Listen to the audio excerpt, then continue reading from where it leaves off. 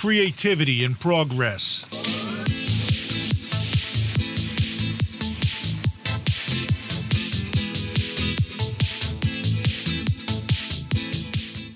Hello and welcome to Creativity in Progress, where we talk about creativity in a podcast. My name is Nathan, and here with me I have myself.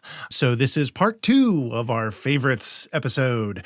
We did a very long talking piece of the three of us talking about our favorite things, and we went on for about 2 hours. And so we decided to split it up into 2 episodes. So if you haven't heard the first part, go ahead and go back to last week's episode, check that out, listen to that, and then come on back and listen to this one. You can listen to them out of order. It's up to you. There's really no continuity. Maybe some inside jokes. It's up to you. You do you. And we're going to do us. So right back into the show. We are about to go now. All right. So the next topic, comics or manga? I have none. That's okay. Like, our list got shorter and shorter and shorter until it's just none. Yeah, I haven't picked up any new comics or manga this year.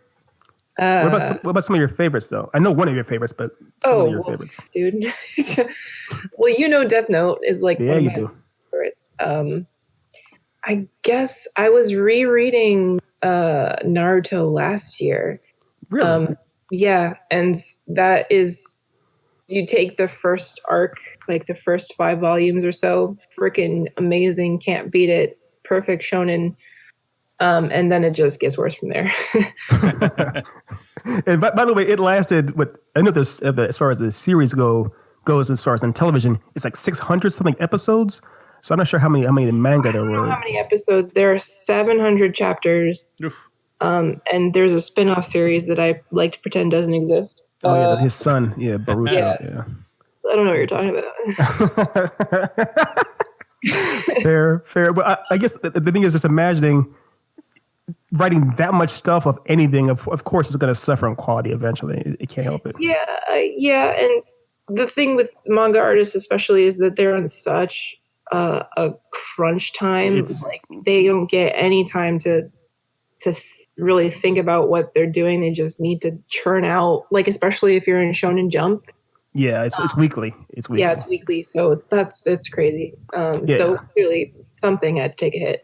Right. And the thing is too, like there's rare occasions where there's a writer and an artist that work together, but oftentimes the same person has to write and draw and more or less ink all of their stuff within a week. And they're like they're typically like 17 pages or more. So I mean, it's almost the same length as our full books, in the States too. So it's ridiculous. It's an unfair schedule. And I forgot his name now. You might know it, Ari, the guy who created Yu Yu Hakusho, and he actually, no, it wasn't him. I think it was the guy who did Naruto. Broke down the math as far as how much free time a week a manga writer creator will have. Really? And it's about 4 hours. They did the math on it about how much free time they'll actually have in a week. Yeah. And it's 4 hours, which is insane. So I will say the one manga that I want to read and or anime, which they're supposed to be really close together. The anime is very faithful to the manga, is Monster. Oh yeah. By Naoki Urasawa. Yes. And it's supposed to be just really freaking good, and I've been wanting to read it for a while, and I just haven't gotten to it. But I hopefully by the end of this year, before the end of this year, I will have read it. Awesome. Right on. So there you go. Mine is on a slightly opposite note. My brother, once I moved here, as everyone knows, I moved here to LA just a little over 3 months ago. I was excited and everything, but of course I was very nervous. And my brother gave me this metaphor, more or less, about how he always knew that I would find a way to get here or try to find my success because it's because I found my wizard. In the world of comics, there's a character called Billy Batson who becomes Shazam. And Billy Batson was a person who, the original version of Billy Batson was a person who had a good heart, but had really, really bad luck. It was just how pretty much everything went against him. He was an orphan and whatnot. And he just, but he always kept a positive spirit. And eventually, a wizard named Shazam comes along and pretty much looks into his heart and bestows him with all kinds of power because he's more or less worthy of it. And so my brother made me this. He actually literally sat me down and told me this whole metaphor about how he was teary-eyed about how he saw me as Billy Batson, how he was so happy for me because I finally found my wizard in John Machago, essentially. And so once I got here, he sent me a care package that had a book, an Alex Ross made book called Hope, which is a Shazam comic, which is all about a character, about Billy Batson, how even after he becomes Shazam years later, when he's grown up, he's kind of feeling kind of morose about his job, about being a hero and everything, and feels like he doesn't have enough time, because he feels like he's not being a good hero and all kinds of other things like that. And the story is all about how the wizard pretty much tells him that he needs to save somebody. There's a very important person he needs to go out and save, and he'll know him when he sees him. And of course, in that story, he realizes that the person he's talking about is him. And that Billy, it's all about Billy finding his hope again. And it kind of hit me really hard in the heartstrings when I read that book this year. So that was my favorite comic of the year. And also, this is on topic and on brand. I moved out here. I had to kind of minimize the things I moved out to LA with across country. And I brought my copy of Death Note. Ari got me as a Christmas present a couple of years ago of the full manga of Death Note. And I read it, every now and then just to remind myself of her, and also because it's a good book. So yeah, those are my two books. It's so good. It's so good. All right, Sergey, it's your turn, my friend. All right. Well, mine are much more shallow. So for me, I enjoyed so Brian Michael Bendis came over to he was at Marvel for many. He's a Marvel forever. Yeah, he was at Marvel for a really long time, and then he jumped ship and went to DC and started immediately writing for Superman and the Superman runs on Action Comics and Superman and all of that, because Brian Michael Bendis cannot work on just one book. He has to work on all of them. In fact, I think when he was at Marvel, he actually was the first writer to surpass Stan Lee's record of most of the number of consecutive books that he had actively being published at the same time. I can believe it. Yeah. I can believe it. Yeah. Or did I say consecutive? I meant concurrent. Yes. No. I meant, but not to cut in too much. But he also is the person who created Miles Morales, who was in Spider-Verse. So, yes. So, but that one's really good. And then you have Batman's Grave, which just started a couple of weeks ago. And Warren Ellis is the writer, and the first issue is quite nice. I really enjoyed it. So, I recommend that. And then finally, this one is I'm really excited about. So The Goon, which is my favorite comic book character of all time. Wait, so that never stopped? I thought that stopped production. He came back? Yeah, he came back. Okay. So he was published. So Eric Powell, who writes and draws it, he self-published for years under Albatross Exploding Funny Books, and then he sold it to Dark Horse, and Dark Horse, it went for a good many years, but it was a little tumultuous because Dark Horse tried to control it a little bit, and he didn't like that. So eventually he just let the contract roll out, and then he was able to get publishing rights back, and he started in March of this year, and it's back on Albatross. So that has been released. Also, a Hillbilly too. There's another book that he's been doing called Hillbilly.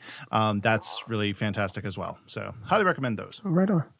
Absolutely. Did you read this real quick off topic? Well, not off topic, but out of these, I think you just said. Did you read any of Tom King's run on Batman? It's still going, obviously, but have you reading any of that? I've been getting. I think I've been getting the books. I can't remember which Batman I'm subscribed to right now. But I haven't been actually reading those ones. I've only been able to get some of these others. But I may have them. I don't know. I got to look, but I haven't been reading them. Okay, I'm curious what your opinion would be of that, because it's been kind of a deconstruction of Batman in ways. Like, for example, having him actually tried to get married to Catwoman, and then having her say, I mean, they were engaged, and she was like, "No, I can't marry you because if you end up with me married and happy, you can't be Batman anymore." Which is kind of a weird, which is an interesting take. And then also very recently in the books, spoiler alert, Batman fought Bane, and he just said F it, and he broke Bane's back. So it's kind of like a lot of some things that are happening that fans like. I don't know. This is kind of a weird deconstruction of Batman, but yeah. I'll have to go back and see if I have those issues, and I think I probably do because I think I subscribed to it before the wedding issue, and then I think I've just kept it on my thing going forward. So, so I'll have to check those out. Well, next topic, movie trailers, and I'm going to go first. Sonic trailer 2. Holy Jesus! It was so much better. Did you see it, Ari?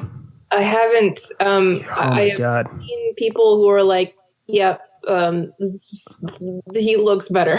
He does. He does. So that's good. I actually think it was a piece of marketing genius. And like there is actually a little the conspiracy theorist in me thinks they did this on purpose because because the improvement was so much so relative to the previous trailer that it's making me actually want to watch the movie. Yes, I agree with that entirely. And I don't think that if this trailer had dropped in a vacuum by itself, not compared to the previous one, I think it would be that looks interesting. I might catch it on streaming. But in relatively to the other one, I'm like, I'm going to the theater. Like, Yes, no, I mean, that's, what, I here's the thing.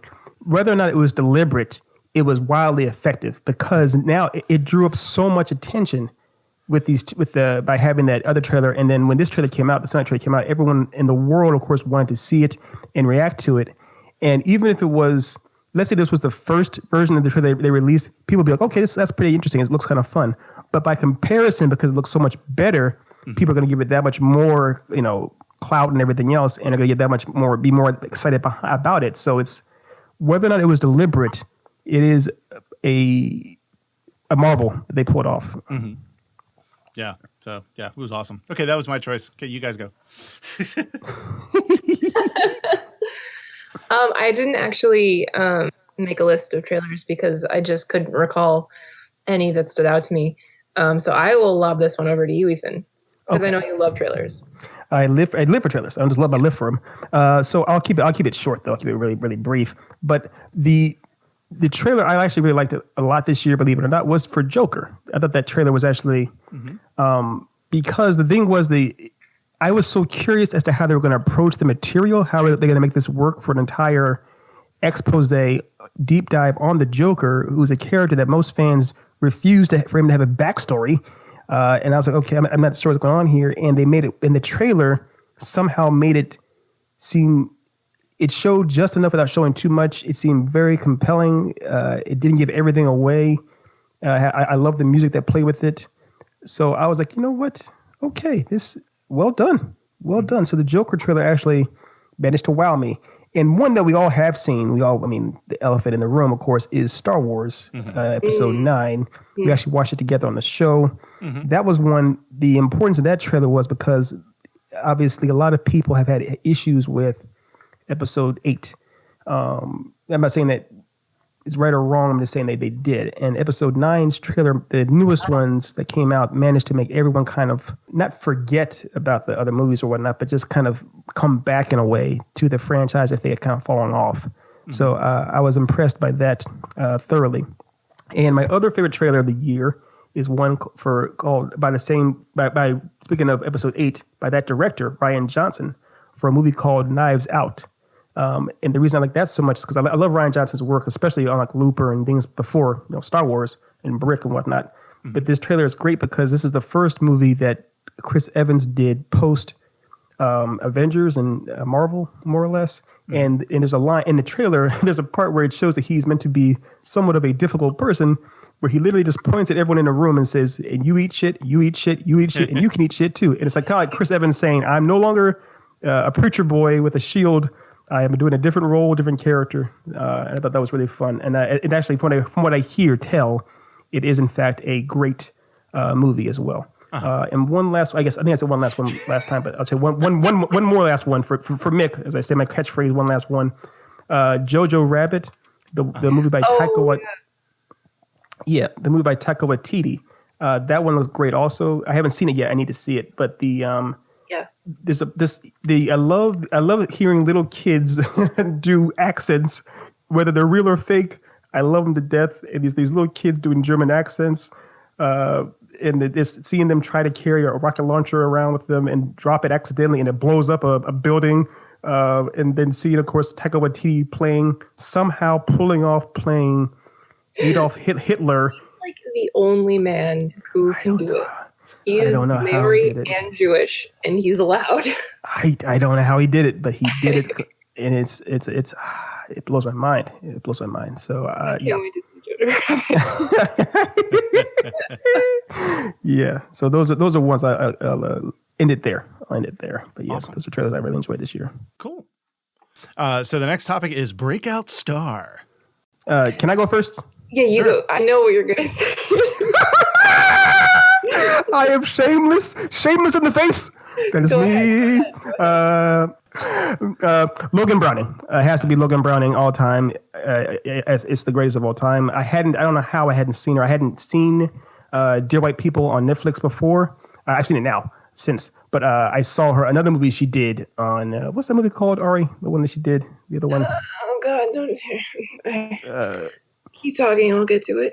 But so I finally discovered very late in the game, Logan Browning, and she's amazing. I will find her somewhere. She's in this city somewhere, and I will find her. So yes, and of course, my new roommate looks a lot like Logan Browning, which is distracting every day, and she speaks French, which is even more distracting. But it's cool. It's all cool. So Logan Browning is a. Is it though? I mean. Yes, it's cool. It's cool. So yeah, I have to sing her praises. She's my favorite. Outside of Logan Browning, I would probably say another one that really stands out to me. Well, I guess one that I noticed more.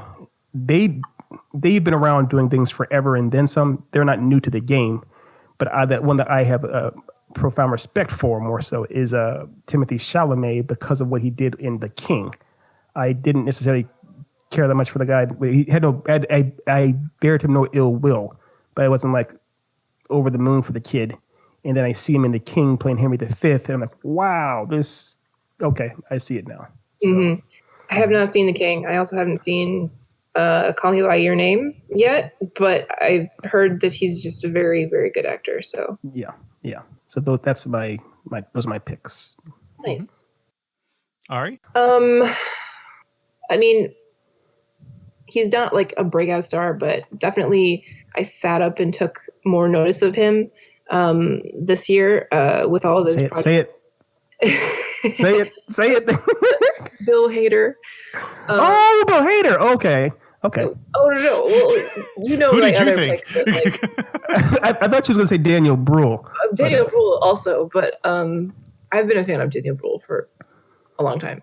But Bill Hader is like, I just knew him from SNL, and I'm a fan of his at SNL, but I didn't really check out his other projects because for the most part they were like comedies that I wasn't interested in until he started taking on more dramatic roles like Barry and his It Chapter 2 role. And he's just a very good actor, and I'm very excited to see where he goes now that he has more drama under his belt. So yes, that's my breakout star. Absolutely. I feel like Bill Hader can almost do no wrong in a way. He's everything. He's one of those people, one of those actors where it feels everything he says and does feels real. Mm-hmm. It feels like he's actually even the comic. I love watching him do Vincent Price on on SNL, and it feels like he's really committing to it. It's very real. Like I love that guy to pieces too. A real person, a very kind person who doesn't really. He's very he's introverted, so I can relate to that. Yes. I just hope he doesn't turn out to be an asshole. No, from what I hear from people out here that know him, anyway, they say he's definitely not. Yeah. But, yeah. So and also he did his struggles with. He's very open about his struggles with anxiety and things like mental illness and that kind of stuff. And I love and really respect people like that too. So yeah. Same. All right, Nathaniel, what you got? Okay, so for my breakout star, I cheated a little bit considering that I still think Christian Slater is a bankable name. That is profound. Well, he is in Mr. Robot. That is true. Touche. So I did books instead of breakout star. Okay. Okay. So since this was the first year in like too many years that I actually read a couple of books, I'm going to read out the 2 books that I read this year, and that is American Gods, which was unbelievable. Oh God, that book was amazing. And then Good Omens. That book. Aren't they both Neil Gaiman? Yeah. One is Neil Gaiman and Terry Pratchett. Yes. Good Omens. Yes. Okay. Yeah. Okay. Yeah. That was Good Omens was essentially like like Neil Gaiman would write a little bit, send it to Terry Pratchett, and he'd be like, "I like that." And then he'd write a little bit and then send it back. It was a fun little dual project. And it was amazing. It was really good. So So those are mine. Good Omens is one of my favorite books. Yeah. I'm really happy that you liked it, that you like Neil Gaiman stuff. Apparently you do. Because it's really, really good. My next recommendation would be Anansi. I'm looking this up right now. Yeah. So I guess that's a direct spinoff. It's all about Anansi from American Gods, right? Oh, nice. And his... Okay, well, Mr. Nancy features. Yes. Mr. Nancy, yeah. Okay, that's awesome. Yeah, he was actually... So I haven't read American Gods, I'll be honest. But Ari and I watched the show, a little show together, and he was our favorite... He wasn't even in the show that much, but he was our favorite character by far in that show. So. Oh, nice. I'm looking this up now. Okay, I'll have to step away from it because I love Neil Gaiman. To go back to his to comics real quick. His run on the Sandman. Yeah. But didn't he? You said his run, didn't he? Wasn't he? Oh yeah, it was passed on. Yeah. But I say he didn't make the whole thing, but yeah. Well, that's his time with the Sandman was just amazing. So those are mine. I cheated. No, it's fine. It's fine. No, I appreciate. So I'm going to go to the next topic is restaurant. All right, go first. I do not have one for this because I'm not a very adventurous person and I haven't been to any new restaurants. So, that is false.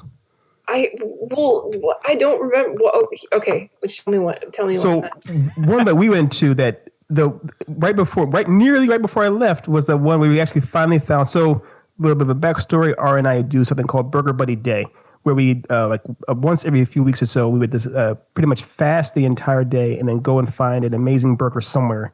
At a joint, we get a big burger, a big shake or a dessert or what have you, and then we also go see a movie, make a whole day of it.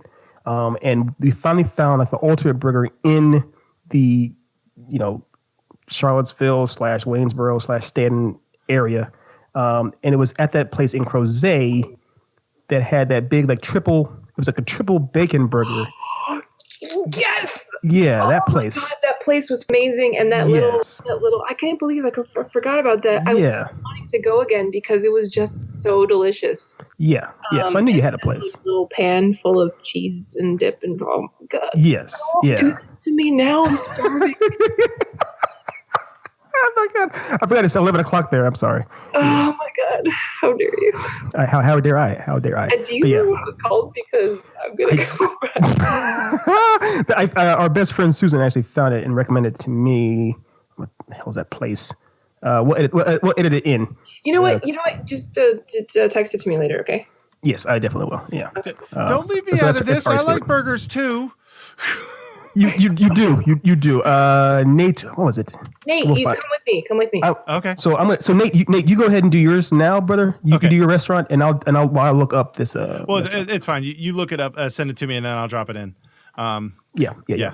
Okay. So my restaurant, it's a great place. They got a lot of great food. It's called Not McDonald's, and that's pretty much it. Because being a father of two. McDonald's is kind of the only restaurant we go to all that much. Actually, that's not totally true. There's a restaurant, and it's apparently been there forever. But it's Riverside North, I think it's called, and it's yeah. And I hadn't been there in all my almost 20 years here in Charlottesville, and we went a couple months ago, and it was great. It was just great diner food. It's in Hollymead. It's really good place. So I highly recommend Riverside North here in Charlottesville. I know that really helps listeners not in the area, but if you're ever in Charlottesville, check this place out and this Crozet place that I've just dropped in the name here. Smoked Kitchen and Tap House. Okay. Right. No, the burgers are real quick. The burgers at Riverside are amazing. They're actually it feels almost like a diner, but it's not set up like a diner. It's set up like a modern day kind of place. But the burgers are great. And the fries are great too. I actually like Riverside a lot. I am going to have to go. We should have gone there. Yeah. When I come back in December, we'll go there for a Burger Buddy Day. Yeah. Oh, and also the one in Crozet. We're just going to hit all of them. Yeah. We'll go there. Yes, we'll do both. We'll go Burger Buddy week. That's what we'll do. Yes. And the place that you're trying to, we couldn't remember, was called the Smoked Kitchen and Tap House. That's the place in Crozet that has the amazing burger. And that burger you really do need to like pretty much fast the entire day. I'm not going to eat anything for 2 days. Perfect. I love it. Yeah, because Nate, a little warning, make sure you tell them to keep the bacon off because it does come with pork. Oh, yeah. So say don't put any bacon on there, but it's amazing. I know, right? Okay, I know right where this is. All right, cool. Yeah. It's right next to the library, right near the library. Okay. So my place, out here in LA, they have all kinds of things that are big and popular. But one of the most popular things are ramen bars, ramen noodle bars. And I made it my personal quest to essentially find the best ramen place. And after having hit about 5 or 6 places, the best place actually happens to be about maybe a mile from me, down Melrose. And for those of you who know LA traffic, a mile takes about 30 minutes to get there. But it's worth it. It's called Eek Ramen, E.A.K. Ramen. And I believe that's an acronym, but it's in Japanese, so I have no idea what it's for. But it's amazing. It may seem like ramen noodles. Why would anybody care about eating that stuff that costs $1 at a grocery store or less? Oh no, the good ramen noodles can be freaking amazing. They're amazing. It's amazing, and it's always really quick, and it's so warm. Even in hot LA, it's still really warm. And it feels really good. So I love that place to pieces. Another one, kind of seemingly on the other end of the scale, is. I was also out here on a quest for the best donut that I could find, because donut places, everything here in LA is open like 24 hours. So there's a lot of donut places are open 24 hours as well. And there's a donut chain called Winchell's, and they have the most amazing filled donuts. They're so fantastic. So I go there all the time. Yeah, way too much. You'll see me when I see you in about a month how much bigger I am, how much I like them. But so yeah. Winchell's and Eek Ramen, 2 hot places. Excellent. Okay. Now the next topic is new skill, hobby, and then I also threw in games. Okay. All right. So my joke answer, which is not really a joke answer because it's awesome, is Untitled Goose Game. Oh, which yes. That is the title. That is the actual title. Yeah, the actual title is Untitled Goose Game. Yes. Where you play as a goose, just making people's lives difficult. Yeah, you do. But in a very fun way. do an impression of the sound the goose makes in the game. There. Perfect. And it's just great. The entire point of the game is literally to F with people, just to F with them relentlessly. Yep, as a goose. As a goose, you have a checklist telling you to do it. I love it. So that's my jokey answer, but not really. But my actual answer, it's a much more serious game. And it's been out for a while, but I didn't find it until this year. And it's called Lisa the Painful. Oh yeah. And, it's God. I didn't know what I was signing up for when I started it, but yeah, it's a side-scrolling RPG, and it's a sequel to a game called Lisa the First, which is basically a Yume Nikki fan game. So Yume Nikki is about it's like a exploration game. It's an RPG. It's it looks like it's made in RPG Maker. I think it might have been made in RPG Maker.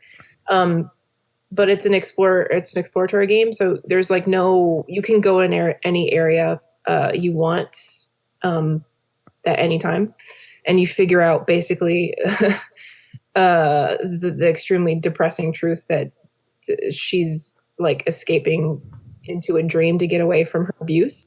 God.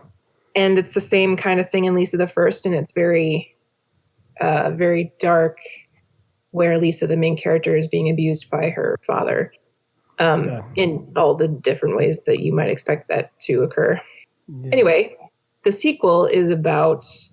It sort of takes place in kind of an alternate universe, but not really, where you play as this guy, this middle-aged guy, who has a really troubled past. And he's like journeying through this apocalyptic wasteland, in search of his adopted daughter. And as he's journeying, he's forced to make like really intense choices, which will affect you, and the endings that you get, and the relationships you have with different characters. And while it is very, very dark, it's also very funny. It's just an extremely well-written, well-crafted, well-made game with, by the way, an incredible soundtrack. Oh, nice. So I would recommend that if you want to. Well, I feel feelings. It's dark, but it's really good. Mm-hmm. Right on. You want to go next, Nate? Oh yeah. So for me, a couple of these games are older games that I just discovered this year, and I'm still working my way through them. So no spoilers, please. And it's God of War. That's really God of good. War. Good, so good. I'm getting to the part where like I'm starting to have to upgrade my crap so that way I can actually get further. Wait, you're just now doing that? Oh no, well no, I've been like, but I mean like actually like I learned how to upgrade and everything a while ago, but I'm getting to the point where the enemies are forcing me to upgrade further because I can't, because I think that's my one complaint about the game is they kind of made the equipment upgrade piece a little unnecessarily complicated. I think. You think so? Opinion. Yeah, I think so. I think the UI is just, I don't know. I'm not a fan of it, but the story and the gameplay and everything is just amazing. And I love Norse mythology, so I'm just like I'm all in. Yes. And then the other one is Witcher 3: The Wild Hunt. Before you go, what's up? So do you know what part roughly of the game in this? I mean, it's not too much of a spoiler. Everyone's play a game. Roughly, where are you in God of War right now? I have I cut off the dude in the tree's head. I found out who. Me neither. Yeah, he's my favorite character. Oh yeah, oh man, like the addition of him was just amazing. Like I was like, it's necessary. Yeah, I just love that this random guy is running around all around this dude's head on his ass. Yeah. But what's funny is that's a little bit of a callback to I think it was God of War 2, because in God of War 2 he rips off Medusa. Not Medusa, the sun god. Helios. What's his name? Apollo? Apollo. Or Helios. Apollo. Yeah, the Helios, I believe, is the Roman. It's the same. Yeah. But he rips off Apollo's head, and in that game, Apollo's head is hanging off the back because he uses it as a lantern in the game. Lantern, yeah. So this is, I think, a little bit of a slight nod to the fans of that. But what I love just the comments he makes. Like as you're fighting, and he's like, "You want to maybe try blocking?" It's just like, I love it. Oh, that's perfect. You hit. I love how you hit that accent just right. Too. I love that accent. Well, it's also the same accent as what's his name from Good Omens, but it's just a one size fits all. Shadwell. Yes. Yeah.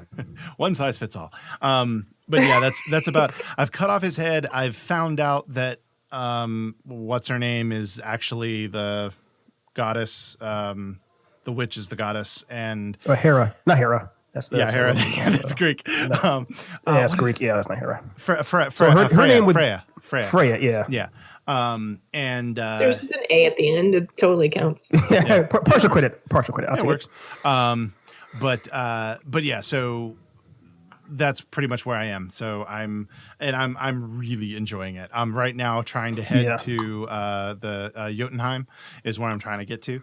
So I'm like, you were really going to enjoy the second half of the game. The whole game is because you played the previous games too. Yeah. So there's a couple parts that is having all that knowledge will really help with the game. It's an amazing game, my friend. That's awesome. Game. Yeah, I can't wait. Yeah. It's a lot of fun. Anyway, so The Witcher 3, I'm also into that. I have got, so I've got 3 scenes beyond where I previously got before the last time I tried. Where I watched you play. I got to the part. I got to the part where the hanging tree, the dead man's tree, or the hangman's tree, or something. So I got there, and I haven't been able to play it again. But I'm gonna dive into it. I'm gonna try to see if I can get a session in tomorrow. But yeah. So there's that, and then a new game that. Again, it's not new, but I did discover it this year. Is Celeste? That game was a lot of fun. So yeah, so that was my very hard.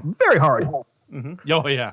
Did you? What's that other one? Hollow Knight. Yeah, Hollow Knight. Did you ever beat that? Hollow Knight. Yeah, I've heard good things. Oh, it's amazing. It's impossibly hard. Did you beat it though? Yeah. Sort of. You can. So apparently, Hollow Knight has 3 or 4 different endings. I've got the first 2. The third one apparently is really hard, and I'm right at the point where I essentially my save point right now is right in front of the final boss, and I have played it. I've probably fought this boss 5 hours worth of time, like trying to beat this guy, and I haven't been able to do it. So I will do it someday. Okay. But today is not that day, unfortunately. Yes. go Aragorn on us. I got you. Okay. Yeah. So Ethan, your games or hobbies? Yes. Or So what I'll do first then is that I'll mention the trailer I was going to talk about with that game. I'm sure you guys have obviously seen it and have probably talked about it. Death Stranding, that Hideo Kojima game. Yeah. So I just want to get you guys' thoughts on it. Like, I mean, obviously the game is out now and we know what it is, but for those who may not know, like, what were your initial thoughts when you saw the trailer? Did you have any concept of what was going on? No. It's a Kojima game. I don't know what's going to happen. Right. I have not played and or seen a playthrough of it yet, but now that it's out, I've heard that it makes a lot more sense. Yeah. It has a more cohesive storyline. Mm-hmm. Well, it's cohesive as Kojima can be. Yeah. And I'm okay with that. So yeah, that's what I've heard. Mm-hmm. Okay. All right. I told Mick this the other day. It makes me laugh a lot because whenever we do remote podcast or on location podcast, Nate packs up a whole bunch of gear, a whole bunch of electronic equipment, and takes it to the site to do it. And a large part of the game of Death Stranding, Norman Reedus' character he's basically a courier. He carries a whole bunch of packages around, and they literally will pile up so high that part of the game is you kind of like using the control sticks to like balance yourself as you walk forward. And if you hit a rock, you'll fall over and everything. Or you lose all your bags and boxes. And it reminded me of Nate carried all his gear around, and it made me laugh thoroughly. So yeah, but so Death Stranding is just that trailer. I was like, I have no idea which way up is watching these things, but that's Kojima. He's the master of that kind of stuff. And I did like seeing Troy Baker as embracing being a villain in the trailer. That was fun too. Oh right, yeah. I gotta get on this game. Too many people I like are involved for me to not. That's true. Yeah, two of your biggest boy toys, Troy Baker and Mads Mikkelsen. Are yeah. And then Conan O'Brien is in there as well. What?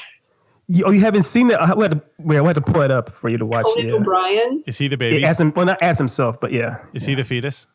No. You guys haven't seen this yet? Oh, I had to pull it up before we leave. I like how he took that as a serious question.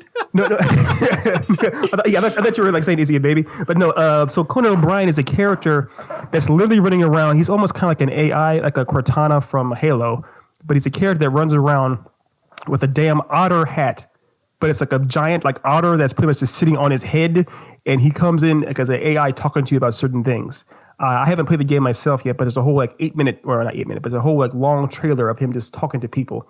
And it's pretty much, it really is in his likeness. It really was Conan that came in to actually, do this. That's incredible. It's bananas. Yeah. And so my actual games that I have been playing that I like a lot this year, mainly, I mean, I played God of War last year. It was amazing and everything else. But this year, there's two main games that I had to bring up. The first one, of course, is the big one that everyone knows, and that's Sekiro, made from the people that made Dark Souls and Demon Souls and whatnot. And it's an amazingly hard game that makes you hate life a lot. But each time, like I was literally raging out so hard on it. The way, you know how Ari felt when she was watching Star Crash? That's how I felt for hours on end playing this game at times, playing these bosses. But I finally, when you finally do slay one of these beasts, put down one of these bosses, it's like the best. I've had amazing orgasms, not gonna lie, but this is by far better than all of them combined. So it's Sekiro is my God, it's insane. I loved it to pieces. The other game I played a lot this year on the other end of the spectrum is closer to what Nate was playing when it came to Celeste or Hollow Knights. It's a game called Momodoro. Have you heard of that one before? Mm-hmm. Mm-hmm. No.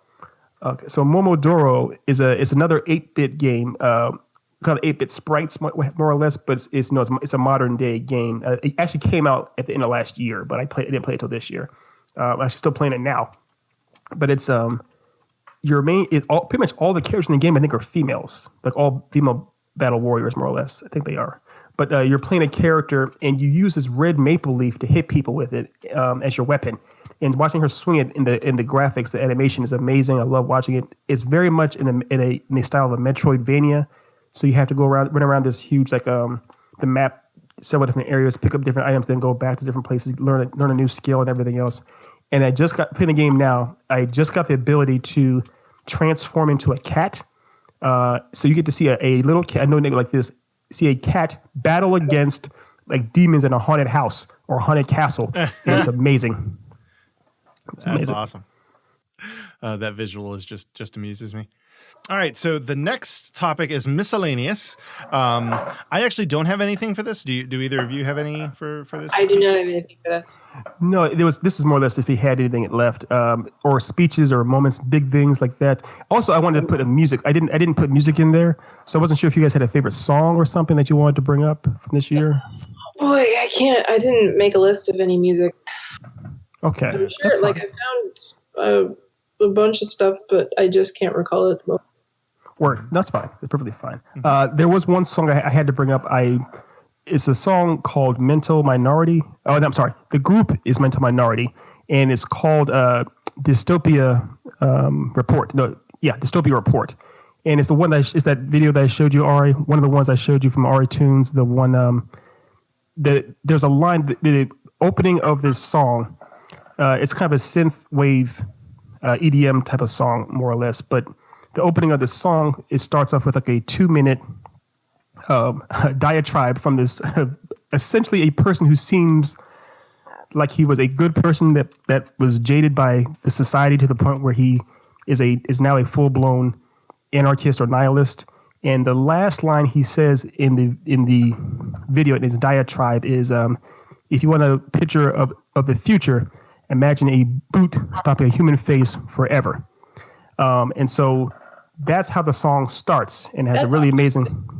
Yeah, it has an amazing beat and it's an amazing video. It shows like a lot of the actual visuals for this video is more or less a lot of. It looks kind of like Blade Runner meets the beginning of Fifth Element, where the city is like super duper high and cars are flying and whatnot.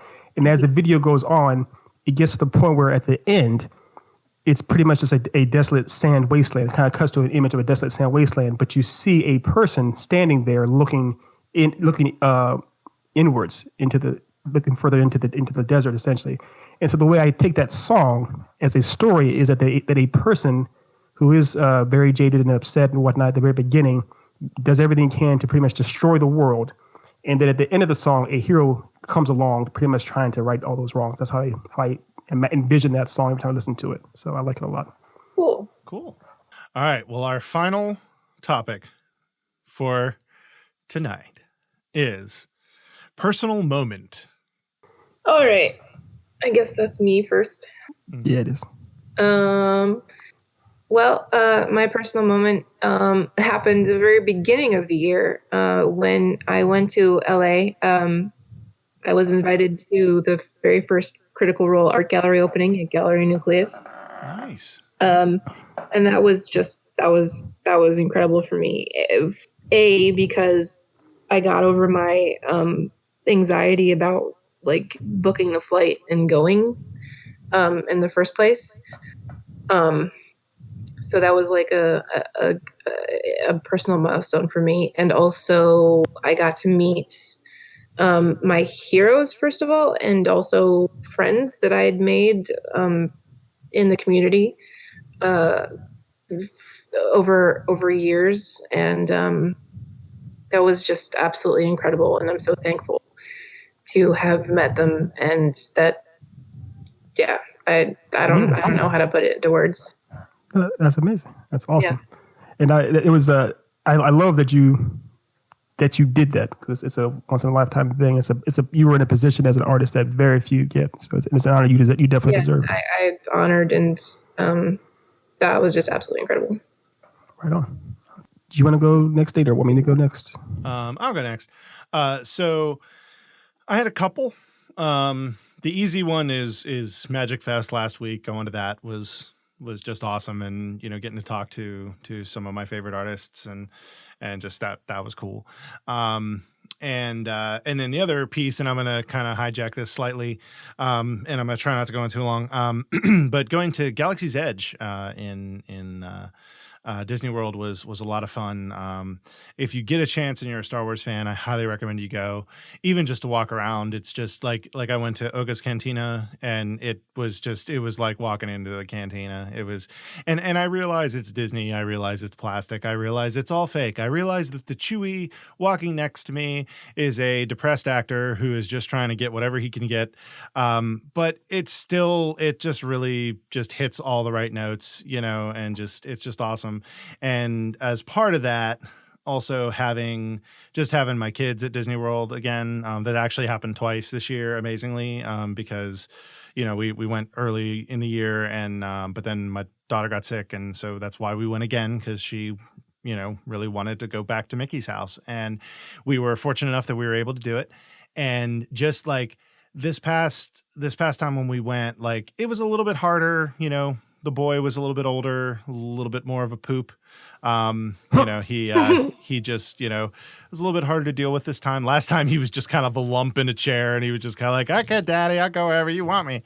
Now he was like, no, I want to see this thing that I can't see because I'm too small. And I have opinions. Yeah, I have opinions now. I have agency. You've given me agency. You give me agency. But yeah, so he so that was a little bit more difficult. So there were definitely parts during the trip where the warden and I were looking at each other, questioning our life's choices, and then we're leaving the park on the one of the days, and we happen upon the castle, and Elsa is singing "Let It Go," and Nugget and French Fry just see it, and the look on their faces, and Nugget starts singing. I hear French Fry over there singing too, and it was just like, all right, that was worth every penny. That was worth every blister, every thing. It was just to see them that happy. That's what you live for as a parent. So it's just all it is, and people mock Disney for being plastic and for basically being like, we're going to take all of your cash. But just that, for me though, for those moments, it's worth it. And then the final thing that I'll do, and I'll just make this quick, is the diagnosis and medication for ADHD. It honestly changed my life. And yeah, there's really nothing more to say there. It was, I'm very thankful for it. So, okay, I'm done. Oh, absolutely. And we're thankful. We're thankful that you found it, man. You definitely seem happier and, doing better, which is great. We're all striving to be the best people we can be. And it's awesome that you found something that helped you so much. Mm-hmm. Exactly. Yeah.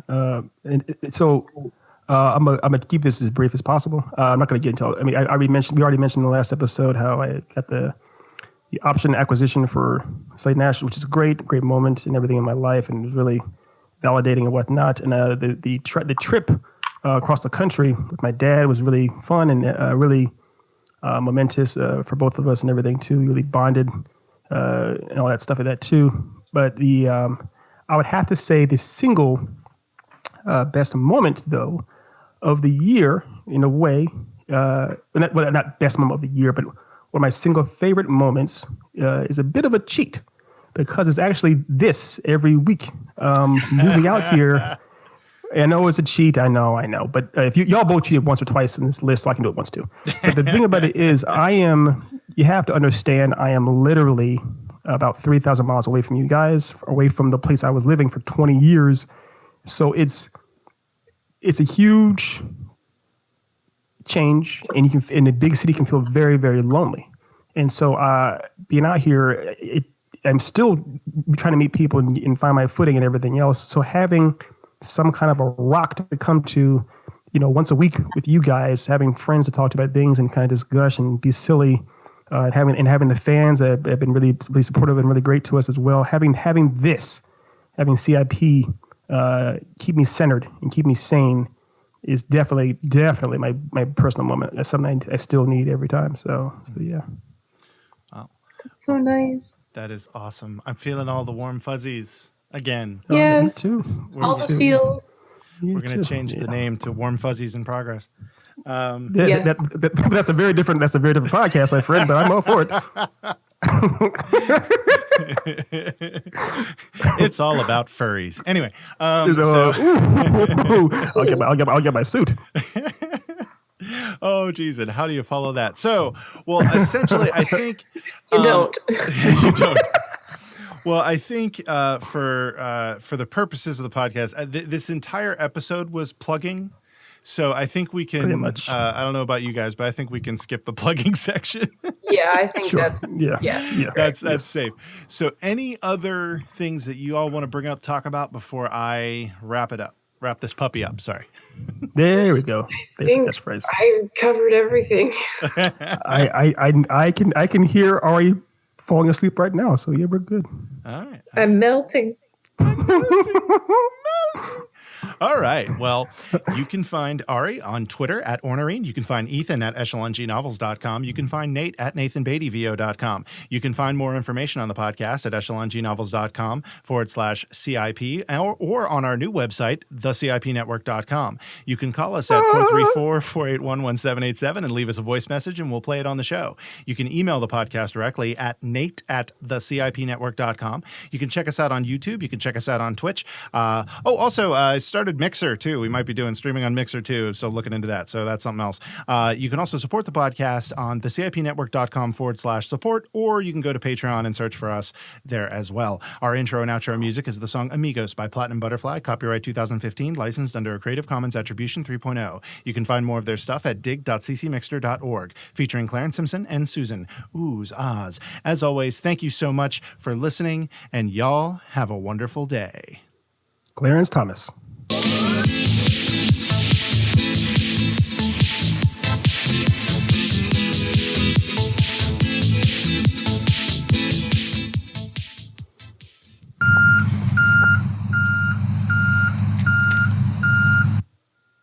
Oh, the perfection. That's what it's called. That's the how the hell did I forget that Logan Bunny is in a movie called The Perfection? It's the most obvious on the nose.